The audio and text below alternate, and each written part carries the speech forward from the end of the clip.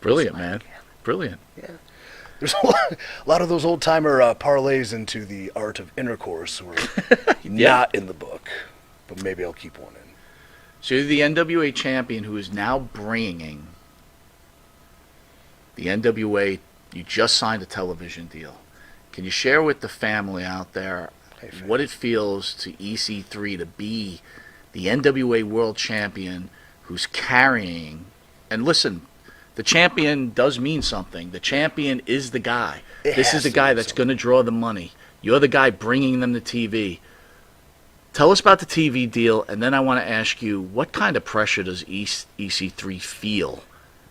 Like the TV deal came out online, right? Just recently. Yes. So I've known about its structure or constructing for so very long, you know, not saying anything, where the announcement of it, like, okay, good, we're in business, you know.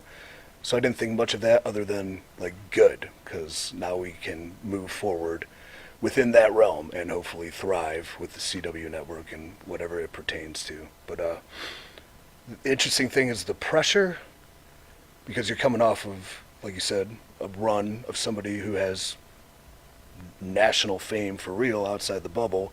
We're kind of back inside it. So are we going to lose some attention, maybe lose some eyeballs? I don't know, but keeping that momentum going forward. We're in a new era, they're calling it. I like to call it the over era. But one thing I think wrestling doesn't realize sometimes, and I'm not saying we're going to do this because I think it's straight to the moon, but taking small steps back are how you take giant leaps forward. So if we lose, if we lose 2.5 million people seeing the NWA World Heavyweight Championship on a television show, how many are we actually converted to watching sustained? How many would come over to the CW network? You don't know, and you can't know. But that weighs on your mind.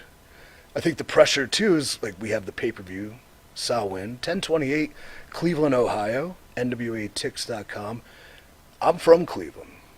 It's my hometown, right? And so, as a company, too, we don't have a vast amount of resources. We have a great group of people that work their asses off on so many facets, where, as the champion, I'm the world's champion.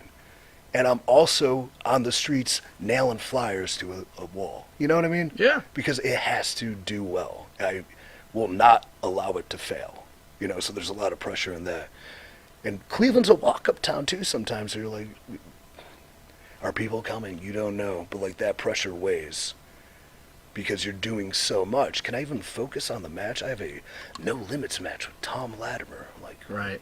you know, regardless of the stipulation, like, Tom is one of the best wrestlers I know, and we're going to tear it up. But am I not putting enough thought into training or ideas or what we can do to make this really good story exceptional while I'm hustling and bustling, passing out flyers, you know, and stuff like that? But it has to draw, and I'm the champion, so if it doesn't, that's my responsibility. Well, that's what I mean. When you look back and you see your team back there, because they're your team, you're the man now, right? Yeah. When you're going to be doing these events, and then you're going to go on TV, and you're going to have this TV contract, do you look back at that team and again, just the pressure question, like, man, these people, my family's livelihood is on the line because I am the champion.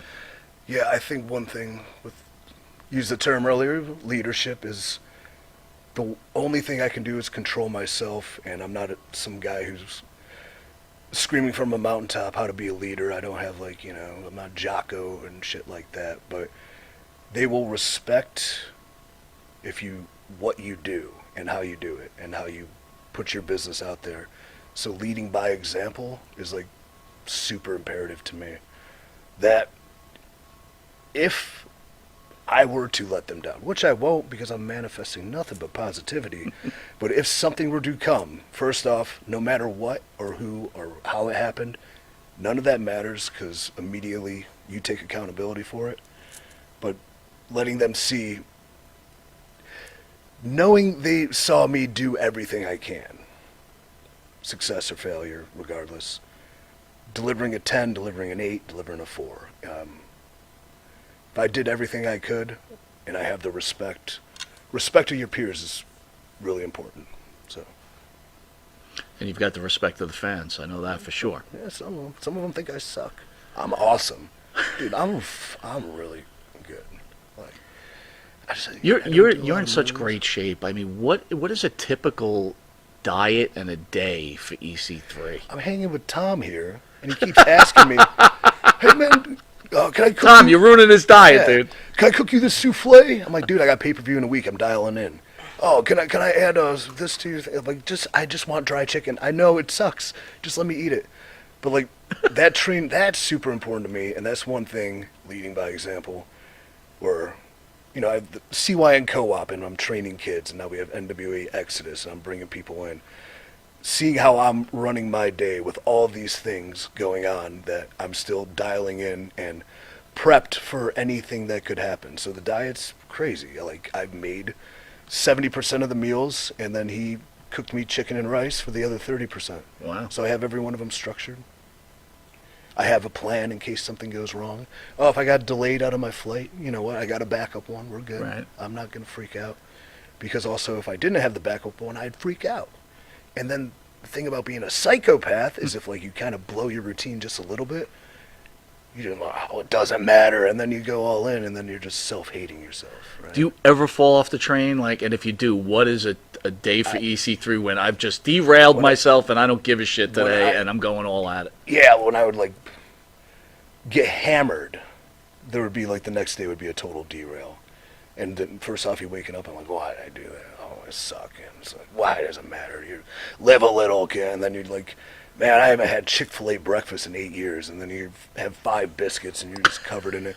Like, oh, I can't do anything today, so I'm going to go home. But I have the chocolate-covered pretzels in the freezer, and I'm not going to eat. If I don't eat them now, I'm not going to eat them later because, like, this day's a wash. And then, yeah, it's a mess. But the way I keep myself centered with that, I eat fairly well. So I'm not killing myself, but I just plan accordingly. Right. So a cheat meal, perhaps, I schedule, usually on a leg day, and I know in advance what I'm going to get, whatever craving I'm having, and I have it, and then, you know, I probably add a little too much sweets afterwards because, again, I'm an addict. But then, because it was structured, planned, and actually beneficial to how I train, the next day, I'm okay, and we're back.